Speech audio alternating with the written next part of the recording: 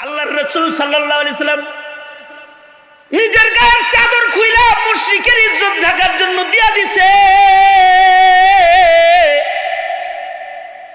আল্লাহর নবী মুশরিকের ইজ্জত রাখতেছি, আর তুমি তোমার সন্তানরে এতটুকু আদর্শ শিখাও নাই যে তোমার সন্তান মুসলিম ঘরে জন্ম হয়েও মুসলমানের বুরকা ধরে শিক্ষাঙ্গনে টানাটানি করে।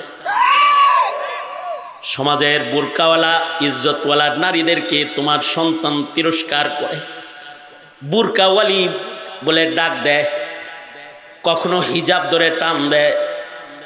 এতটাই নিম্নে আসলো, মুসলিম হয়ে মুসলমানের ঘরের ভাই বোনের ইজ্জত, মুসলিম নারীর ইজ্জত সম্ভ্রম রক্ষা করার ক্ষমতা মুসলমানের নাই। পক্ষান্তরে মুহাম্মাদুর রাসূলুল্লাহ সাল্লাল্লাহু আলাইহি ওয়াসাল্লাম নিজের গায়ের মুআজ্জাম চাদর একটা মুশরিকের ইজ্জত ঢাকার লেগে বুরকা বানায়া দিয়ে দিতেছে। সাহাবীরা চিল্লায়, হায় হায়, নবীর গায়ের চাদর একটা মুশরিক পায়া গেল রে। আল্লাহর রাসূল সাহাবীদেরকে বলে, নারী মায়ের জাত, এদের বড় দাম, আওয়াজ করো না, তার পর্দা হতে দাও, তার দেহ ঢাকতে দাও। সাহাবিনিয়া রাসূলের গায়ের চাদরটা মেয়েটাকে পড়ায় দিছে। মেয়েটাকে রাসূল চিনে না, তার খোলা দেহ এটা দেখেই তার ইজ্জত ঢাকতে নিজের গায়ের চাদর দিয়ে দিছে। মেয়েটা আবার চাদর দিয়ে নিজের মুখটা ঢাইকা সুন্দর করে আবরু করে বোরকা বানায় ঢাইকা ঢুইকা ধীরে ধীরে ধীরে ধীরে আমার নবীর কাছাকাছি এসেছে। এসে বলে, আল্লাহর নবী, আপনি কি আমাকে চিনছেন? আমি কিন্তু আরবের এক মশহুর মানুষের কন্যা, আমার বাবার নাম হাতিম তাই, আমার ভাই আদি, সেও গ্রেফতার হয়েছিল যুদ্ধে, সে পালায়ন করে বাড়ি চলে গেছে, সে চতুর, সে চলে গেছে, আমি যেতে পারিনি, আমি গ্রেফতার। আমি কিন্তু বাবা হাতিম তাইয়ের সন্তান, আমার বাবার নাম হাতিম তাই। আল্লাহর রাসূল সাথে সাথে বললেন, তোমার বাবা মুশরিক হলেও একজন চরিত্রবান মানুষ ছিল, যে সে পরের উপকার করত, সাখী ছিল। খায়রুন নাস মাইয়ান ফাউন নাস, মানুষের দ্বারাই যে মানুষ উপকারী হয় সে মানুষটা ভালো মানুষ, দামি মানুষ, বড় মানুষ। তোমার বাবা সাখী মানুষ ছিল, তুমি তার কন্যা।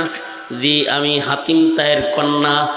আল্লাহর রাসূল সাথে সাথে বললেন, যাও, তোমার বাবার সাখাওয়াতের গুণের কারণে তুমি বন্দী হয়েছিলা, গ্রেফতার হয়ে গেছিলা, তোমাকে বন্দিশালা থেকে মুক্তি দিয়ে দিলাম, তোমাকে আজাদ করে দিলাম, যাও তুমি আজাদ। মেয়েটা বলে, সাইয়্যিদুল মুরসালিন, আমারে একা আজাদ করলে হবে? আমাকে আজাদ করলে হবে না, আমার সাথে বান্ধবীরা তো অনেক আছে, সবাই দাস দাসী হয়ে যাবে আর আমি একা আজাদ হয়ে যাব। এটা হয় না। যদি আজাদ করেন তো সবাইরে করবেন, না করলে আমিও দাসী হয়ে মুসলমানদের ভেতরে থেকে যেতে প্রস্তুত রয়েছি। একা একা হুররিয়াত নিয়া, আজাদি নিয়া একা একা ঘরে যাইতে আমার লজ্জা হয়। আল্লাহর রাসূল তাকে বললেন, বাপের কিছু গুণ তোর ভিতরে আছে। डॉक्टर इकबाल बोले, बाप का इल्म ना अगर बेटे पर अजबर हो तो पेसर काबिल मीरा से पिदर क्यों कर हो। बाप का इल्म ना अगर बेटे पर अजबर हो तो पेसर काबिल मीरा से पिदर क्यों कर हो। বাপের কিছু গুণ তোর সন্তানের মতে যদি পাওয়া যায় তাহলে সন্তানটা বাবার যোগ্য সন্তান হয়। বাপের সিফত সন্তানের ভিতরে আসলে সন্তানটা বাবার যোগ্য সন্তান হয়। আল্লাহর রাসূল বলেন, এই মেয়ে, তোর ভেতরে তোর বাবার গুণ আছে, তোর বাবাও সখী, তুইও সখী, তোর বাবাও ছিল দানবীর পর উপকারী, তুইও পর উপকারী। ঠিক আছে, এই যে একটা আখলাক, নবীদের আখলাক তোর ভেতরে, তোর বাপের ভেতরে, সবার ভিতরে আছে। এই আখলাকটার কারণে তোকে মুক্ত করে দিলাম তোর বাবার সাখাওয়াতের কারণে, আর তোর সাথী বান্ধবীদেরকে মুক্তি দিয়ে দিলাম তোর সাখাওয়াতের কারণে। তোর বাপের কারণে তোরে সাল্লাম, আর তোর কারণে তোর বান্ধবীদের সবাই রে মুক্ত করে দিলাম। আল্লাহর রাসূল দুশমনকে মাফ করে দিলেন, বন্দীকে মুক্ত করে দিলেন। সরওয়ারে দু আলম মুহাম্মাদুর রাসূলুল্লাহ সাল্লাল্লাহু আলাইহি ওয়াসাল্লামের এই আখলাক দেখা হাতিম তায়ের মেয়ে নবীজির আরো কিছু সামনে আগে এসে বলে, সরকার গো, দুনিয়ার জেলখানার থেকে মুক্তি দিলেন, দোজকের জেলখানার থেকে মুক্তিটা দিবেন না আমারে? ওগো সরকার, দুনিয়ার জেলখানার থেকে মুক্তি দিলেন, আগুনের জেলখানার থেকেও এখন আমারে মুক্ত করে দেন, আমাকে পরায়া দেন লা ইলাহা ইল্লাল্লাহু মুহাম্মাদুর রাসূলুল্লাহ। আল্লাহর রাসূল সাল্লাল্লাহু আলাইহি সাল্লাম সবাইকে কালেমা পড়ায়া দিলেন। জিজ্ঞাসা করলেন, তোমরা কি মুসলিম এই এলাকায় থাকবা নাকি নিজের বাবার বাড়ি যাইতে চাও? সবাই বলল, আমরা যার যার বাবার বাড়ি যাইতে চাই। আল্লাহর রাসূল বললেন, এই প্রত্যেকটা মেয়েকে পাহারা দিয়া সাহাবীরা তোমরা যার যার ঘরে পৌঁছায় দাও।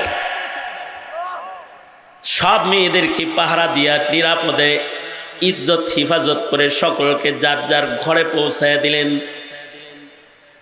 আদি ইবনে হাতিমের বোন হাতিম তায়ের কন্যাকেও দুইজন সাহাবী দিয়া আল্লাহর রাসূল হাতিম তায়ের বাড়ির দিকে রওনা করে দিলেন।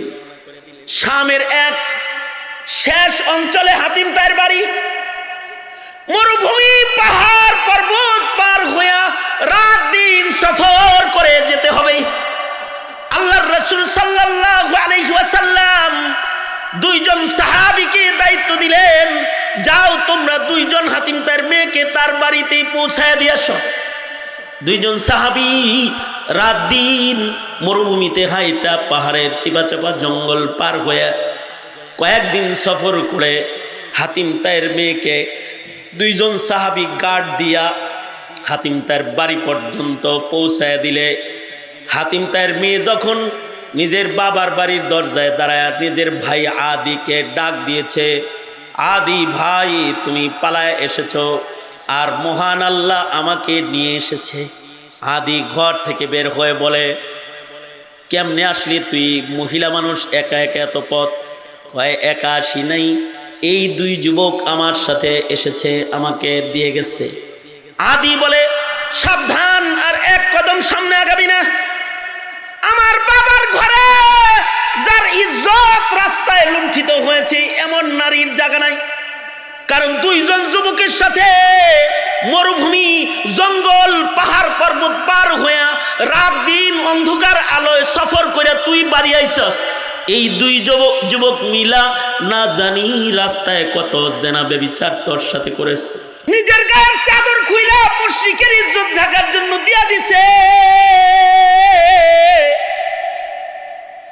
আল্লাহর নবী মুশরিকের ইজ্জত রাখতেছি, আর তুমি তোমার সন্তানরে এতটুকু আদর্শ শিখাও নাই যে তোমার সন্তান মুসলিম ঘরে জন্ম হয়েও মুসলমানের বুরকা ধরে শিক্ষাঙ্গনে টানাটানি করে। সমাজের বুরকাওয়ালা ইজ্জতওয়ালা নারীদেরকে তোমার সন্তান তিরস্কার করে, বুরকাওয়ালি বলে ডাক দেয়, কখনো হিজাব ধরে টান দেয়। এতটাই নিম্নে আসলো, মুসলিম হয়ে মুসলমানের ঘরের ভাই বোনের ইজ্জত, মুসলিম নারীর ইজ্জত সম্ভ্রম রক্ষা করার ক্ষমতা মুসলমানের নাই। পক্ষান্তরে মুহাম্মাদুর রাসূলুল্লাহ সাল্লাল্লাহু আলাইহি ওয়াসাল্লাম নিজের গায়ের মুআজ্জাম চাদর একটা মুশরিকের ইজ্জত ঢাকার লেগে বুরকা বানায়া দিয়ে দিতেছে। সাহাবীরা চিল্লায়, হায় হায়, নবীর গায়ের চাদর একটা মুশরিক পায়া গেল রে।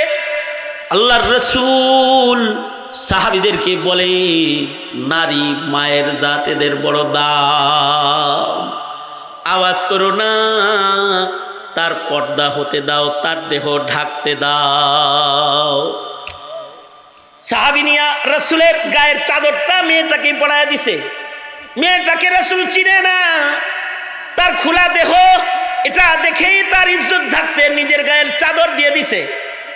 মেয়েটা আবার চাদর দিয়ে নিজের মুখটা ঢাইকা সুন্দর করে আবরু করে বোরকা বানায় ঢাইকা ঢুইকা ধীরে ধীরে ধীরে ধীরে আমার নবীর কাছাকাছি এসেছে। এসে বলে, আল্লাহর নবী, আপনি কি আমাকে চিনছেন? আমি কিন্তু আরবের এক মশহুর মানুষের কন্যা। আমার বাবার নাম হাতিম তাই, আমার ভাই আদি, সেও গ্রেফতার হয়েছিল যুদ্ধে, সে পালায়ন করে বাড়ি চলে গেছে। সে চতুর, সে চলে গেছে, আমি যেতে পারিনি, আমি গ্রেফতার। আমি কিন্তু বাবা হাতিম তাইয়ের সন্তান, আমার বাবার নাম হাতিম তাই। আল্লাহর রসুল সাথে সাথে বললেন, তোমার বাবা মুশরিক হলেও একজন চরিত্রবান মানুষ ছিল, যে সে পরের উপকার করত, সাখী ছিল। খায়রুন নাস মাইয়ান ফাউন নাস, মানুষের দ্বারাই যে মানুষ উপকারী হয় সে মানুষটা ভালো মানুষ, দামি মানুষ, বড় মানুষ। তোমার বাবা সাখী মানুষ ছিল, তুমি তার কন্যা। জি, আমি হাতিম তাইয়ের কন্যা। আল্লাহর রসুল সাথে সাথে বললেন, যাও, তোমার বাবার সাখাওয়াতের গুণের কারণে তুমি বন্দী হয়েছিলা, গ্রেফতার হয়ে গেছিলা, তোমাকে বন্দিশালা থেকে মুক্তি দিয়ে দিলাম, তোমাকে আজাদ করে দিলাম, যাও তুমি আজাদ। মেয়েটা বলে, সাইয়্যিদুল মুরসালিন, আমারে একা আজাদ করলে হবে? আমাকে আজাদ করলে হবে না, আমার সাথে বান্ধবীরা তো অনেক আছে, সবাই দাস দাসী হয়ে যাবে আর আমি একা আজাদ হয়ে যাব। এটা হয় না। যদি আজাদ করেন তো সবাইরে করবেন, না করলে আমিও দাসী হয়ে মুসলমানদের ভেতরে থেকে যেতে প্রস্তুত রয়েছি। একা একা হুররিয়াত নিয়া, আজাদি নিয়া একা একা ঘরে যাইতে আমার লজ্জা হয়। আল্লাহর রাসূল তাকে বললেন, বাপের কিছু গুণ তোর ভিতরে আছে। डॉक्टर इकबाल बोले बाप का इल्म ना अगर बेटे पर अजबर हो तो पेसर काबिल मीरा से पिदर क्यों कर हो। बाप का इल्म ना अगर बेटे पर अजबर हो तो पेसर काबिल मीरा से पिदर क्यों कर हो। बापेर किछु गुण तोर सन्तानेर मते यदि पाওয়া যায় তাহলে সন্তানটা বাবার যোগ্য সন্তান হয়। বাপের সিফত সন্তানের ভিতরে আসলে সন্তানটা বাবার যোগ্য সন্তান হয়। আল্লাহর রাসূল বলেন, এই মেয়ে, তোর ভেতরে তোর বাবার গুণ আছে, তোর বাবাও সখী, তুইও সখী, তোর বাবাও ছিল দানবীর পর উপকারী, তুইও পর উপকারী। ঠিক আছে, এই যে একটা আখলাক, নবীদের আখলাক তোর ভেতরে, তোর বাপের ভেতরে, সবার ভিতরে আছে। এই আখলাকটার কারণে তোকে মুক্ত করে দিলাম তোর বাবার সাখাওয়াতের কারণে, আর তোর সাথী বান্ধবীদেরকে মুক্তি দিয়ে দিলাম তোর সাখাওয়াতের কারণে। তোর বাপের কারণে তোরে সাল্লাম, আর তোর কারণে তোর বান্ধবীদের সবাইরে মুক্ত করে দিলাম। আল্লাহর রাসূল দুশমনকে মাফ করে দিলেন, বন্দীকে মুক্ত করে দিলেন। সরওয়ারে দু আলাম মুহাম্মাদুর রাসূলুল্লাহ সাল্লাল্লাহু আলাইহি ওয়াসাল্লামের এই আখলাক দেখা হাতিম তায়ের মেয়ে নবীজির আরো কিছু সামনে আগে এসে বলে, সরকার গো, দুনিয়ার জেলখানা থেকে মুক্তি দিলেন, দোজকের জেলখানা থেকে মুক্তিটা দিবেন না আমারে? ওগো সরকার, দুনিয়ার জেলখানা থেকে মুক্তি দিলেন, আগুনের জেলখানার থেকেও এখন আমারে মুক্ত করে দেন, আমাকে পরায়া দেন লা ইলাহা ইল্লাল্লাহু মুহাম্মাদুর রাসূলুল্লাহ। আল্লাহর রাসূল সাল্লাল্লাহু আলাইহি সাল্লাম সবাইকে কালেমা পড়ায়া দিলেন। জিজ্ঞাসা করলেন, তোমরা কি মুসলিম এই এলাকায় থাকবা নাকি নিজের বাবার বাড়ি যাইতে চাও? সবাই বলল, আমরা যার যার বাবার বাড়ি যাইতে চাই। আল্লাহর রাসূল বললেন, এই প্রত্যেকটা মেয়েকে পাহারা দিয়া সাহাবীরা তোমরা যার যার ঘরে পৌঁছায় দাও। সব মেয়েদেরকে পাহারা দিয়া নিরাপদে ইজ্জত হিফাজত করে সকলকে যার যার ঘরে পৌঁছায় দিলেন।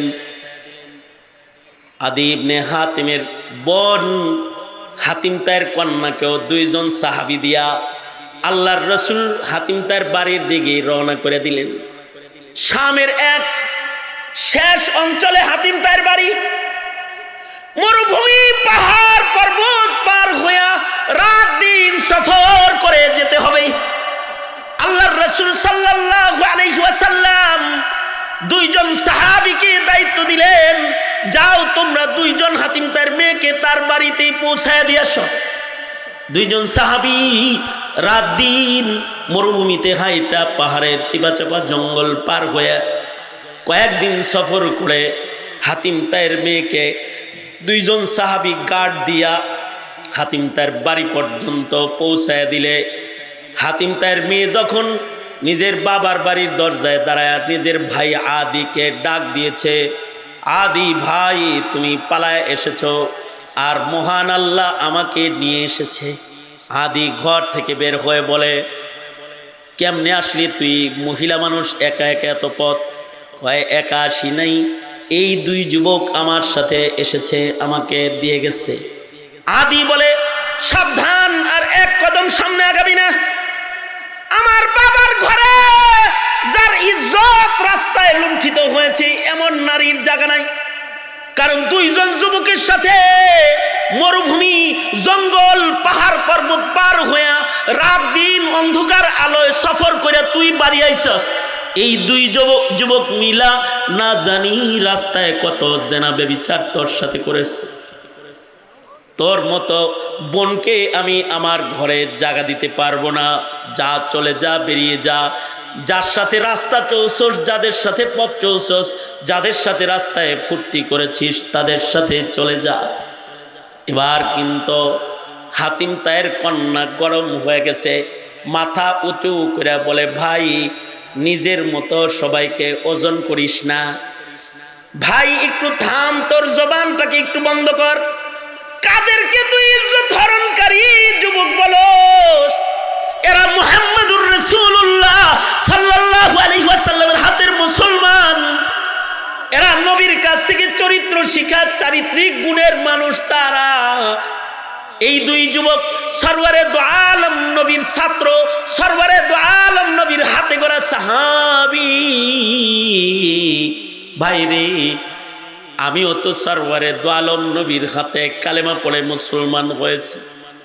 ভাইরে, এই দুই যুবক মরুভূমিতে জঙ্গলে আমাকে যে নিরাপত্তা দিয়ে বাড়ির দরজা পর্যন্ত পৌঁছায় দিয়েছে, তাদের ঈমান, তাদের তাকওয়ার কারণে। তোর মতো আদি নামক ভাইয়ের ঘরেও আমি নিজেকে অতটা নিরাপদ মনে করি না। একজন মুসলিম যুবকের পাহারায় আমি যতটা নিরাপদ ছিলাম, নিজের মতো মনে করবি না। এরা নবীর পরশে ধন্য, পরশ পাথরে ধন্য, স্বর্ণ যুগের স্বর্ণ মুসলমান। ঠিক আছে, তোর ঘরের জায়গা নাই, আমি চললাম মদিনায়। মেয়েটা সাহাবীদের সাথে বলে, চলো আমার এই রাসূলের কাছে লয়ে যাও। মেয়েটা যখন পথ চলতে শুরু করেছে, আদি ইবনে হাতেম পেছন থেকে চিৎকার করে বলে, বোন, চরিত্রের গুণটা একাই নিয়া একা একা সফল হইবা? তুমি একা যাইবা কেন? তোমার ভাইটারও ওই চরিত্রবান মহাপুরুষের সান্নিধ্যে একটু লইয়া যাও। আমিও কালেমা পড়ে মুসলমান হয়ে গেলাম, তারাও কালেমা পড়ে মুসলমান হয়ে গেছে। এক পর্যায়ে আদি ইবনে হাতিমের নেতৃত্বে শত শত শত শত কাফের কালেমা পড়ে মুসলমান হয়ে খুলুকে আজিম পয়গম্বরের ছাত্র হতে মদিনায় তায়েবায় নবীর মসজিদে হাজির হয়েছে। এটা হলো সরওয়ারে দু আলম নবীর আখলাক। বদু লোকটা কয় কি, আল্লাহর নবী শুনেছি আপনার কাছে মাল দৌলত আসে আর আপনি দুই হাতে এগুলো বিতরণ করেন, হের লেগা ত্রাণ নিতে আসছি, মাল নিতে আসছি। আল্লাহর রাসূল বললেন, এই ওকে বেশি করে টাকা দিয়ে দাও। হে কিন্তু তারা মসজিদে মুতছে, পেশাব করছে মসজিদে, আর আল্লাহর রাসূল বললেন তাকে বেশি করে টাকা পয়সা দিয়ে দাও। এবার আল্লাহর রাসূল বলে, এই তুমি কেমনে আইছো বাড়ির থেকে? কয় গরিবের গাড়ি, গরিবের গাড়িতে চড়ে আইছি, পায়ে হাইটা আইছি।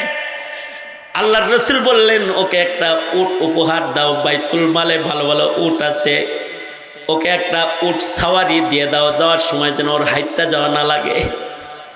আল্লাহর নবী একটা উট তাকে হাদিয়ে দিলেন। আল্লাহর রসুল যাওয়ার সময় বলে, এই তোমার বাড়িতে ছাগল টাগল আসেনি, কি খাও? তাহলে কয়েকটা ছাগল দিয়ে দাও, এগুলোর দুধ খাবে। আখলাকের সর্বোচ্চ ইজ্জতের আখলাক যেটা, যেই আখলাক দিয়া মানুষ ইজ্জত পাবে, সম্মান পাবে, ওই সর্বোচ্চ আখলাকটা শিক্ষা দেওয়ার জন্য আল্লাহর রসুল সাল্লাল্লাহু আলাইহি ওয়াসাল্লাম বলেন, আমি আবির্ভূত, আমি আগমন করছি মানুষকে সর্বোচ্চ আখলাকটা এইটা শিক্ষা দেওয়ার জন্য আমার আগমন। পৃথিবীতে যত নবী আসছে, বাবা আদম থেকে শুরু করে আমাদের নবী পর্যন্ত, সব নবী রাসূলগণ এরা সবাই জাতির চরিত্র ঠিক করছেন, চরিত্রের উপরে মেহনত করেছেন। আমাদের নবীজিও চরিত্রের মেহনতের জন্য, চরিত্র গঠনের জন্য, মানুষকে মনুষ্যত্ব শিখাইতে, চরিত্র শিখাইতে আল্লাহর রসুল সাল্লাল্লাহু আলাইহি ওয়াসাল্লাম আগমন করেছেন। যিনি চরিত্রের শিক্ষক হবেন, মানুষকে সর্বোত্তম উঁচু চরিত্র যিনি শিক্ষা দিবেন, তার চরিত্র দুর্বল হইলে শিক্ষক হিসেবে তিনি প্রতিষ্ঠা পাবেন? এই কথা বলেন, পাবেন? পাবেন না। তো সুতরাং যিনি চরিত্র গঠনের শিক্ষক, তার শান আল্লাহ পাক সূরা কালামে বর্ণনা করেন, পয়গম্বর আপনিই তো চরিত্র শিখাইবেনই, কারণ ইন্নাকা লাআলা খুলুকিন আযীম, আপনাকে সর্বোত্তম চরিত্র মাধুরী আমি দান করেছি, নিশ্চয়ই আপনি সর্বোত্তম চরিত্র মাধুরীওয়ালা পয়গম্বর। আল্লাহু আকবার বলেন। আপনার জন্যই সর্বোত্তম চরিত্র, খুলুকে আযীম, খুলুক হাসান, করিম, আযীম। করিম হাসান এর চাইতে অনেক উঁচু আখলাক হলো খুলুকে আযীম। খুলুকে হাসান দিয়া, খুলুকে করিম দিয়া ওই জায়গায় পৌঁছা যায় না, খুলুকে আযীম দিয়া যেখানে পৌঁছা যায়। এ কারণে নবীজিকে খুলুকে আযীম দান করা হয়েছে। কেউ যদি খুলুকে হাসান, একজনকে খুলুকে হাসানের উদাহরণ হলো সে কিসাস গ্রহণ করে, কারিমওয়ালারাও কিসাস গ্রহণ করে এবং ক্ষমা করে। যারা খুলুকে করিম তারা ক্ষমা করে দেয় মানুষকে। খুলুকে হাসান, কেউ তাকে আক্রমণ করেছে, সে প্রতিশোধ নেয়, কিসাস আল্লাহর পক্ষ থেকে যতটুকুন নেওয়ার অনুমতি আছে অতটুকুন নিয়ে ফেলায়। এটা আখলাকের বাইরের জিনিস না। কিন্তু খুলুকে করিম হলো না, প্রতিশোধ গ্রহণ করে না, কিসাস নেয় না, বরঞ্চ তাকে মাফ করে। আর খুলুকে আযীম হলো প্রতিশোধ তো নেই না, ক্ষমা তো করে, উল্টা যে ক্ষতি করেছে তার উপকার করে।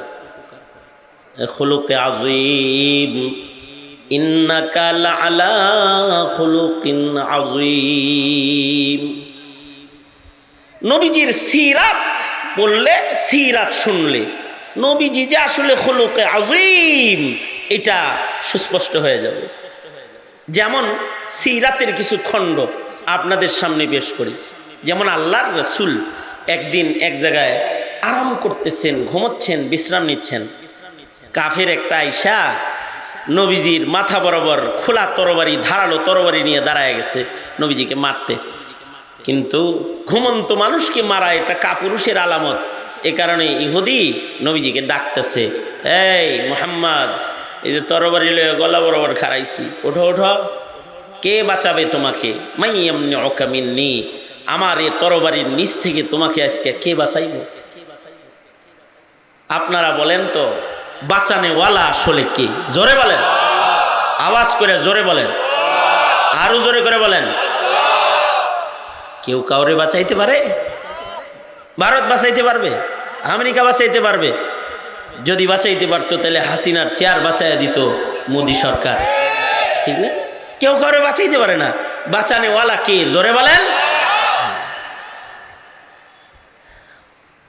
এই ইহুদি বলে মাইয়ামনে ওকামিন্নি, তোমাকে কে বাঁচাবে?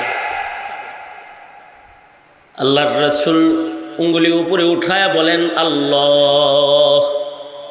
বলেন একবার কর, আঙ্গুলটা উঠাই কর, উঠাই কর। নবীজি যেমনে কইছে হেমনে কর। কে বাঁচাবে? কে বাঁচাবে? আল্লাহর রাসূল যে আল্লাহ শব্দ উচ্চারণ করেছেন, নবীজির মুখে উচ্চারিত আল্লাহ শব্দের রব এর তাসির এত হয়েছে, ইহুদির হাত থেকে কাঁপতে কাঁপতে তরবারিটা মাটিতে পড়ে গেছে। শুয়ে থাকা পয়গম্বর শোয়ার থেকে উঠছেন, ইহুদির হাতের তরবারিটা পড়ে যাওয়া তরবারি নিজের হাতে নিয়া ইহুদির গলা বরাবর তরবারিটা ধুইরার আল্লাহর রাসূল বলতেছে, কাঁপতে কাঁপতে তরবারিটা মাটিতে পড়ে গেছে। শুয়ে থাকা পয়গম্বর শোয়ার থেকে উঠছেন, ইহুদির হাতের তরবারিটা পড়ে যাওয়া তরবারি নিজের হাতে নিয়া ইহুদির গলা বরাবর তরবারিটা ধুইরার আল্লাহর রাসূল বলতেছেন, মাইয়ামনিউকা মিন্নি, এবার তোমাকে কে বাঁচাবে? ইহুদি তো ইহুদি, সে কয় আন্তা, আপনি বাঁচাইবেন, আপনি আমাকে বাঁচাবেন। আল্লাহর রাসূল তাকে বললেন, যাও, তোমাকে মাফ করে দিলাম। ইচ্ছা করলে এখন তোমার গলা কাটতে পারতাম। নবীজির আখলাক, খুলুকে আজিম পয়গম্বর, মাফ করে দিলেন। একটু আগে কিন্তু গলায় ধরছে তরবারি। এ কারণে আল্লাহর রাসূল বলেন, এই মুআজ, তুমি কি চরিত্রওয়ালা হইতে চাও? তাহলে খুযিল আফওয়া ওয়া'মুর বিল উরফ, খুযিল আফওয়া ওয়া'মুর বিল উরফি ওয়া আ'রিজ আনিল জাহিলিন। মানুষকে ক্ষমা করতে থাকো, আফু দরগুজার হও। কেউ তোমাকে কষ্ট দিল, তারে মাফ করে দাও।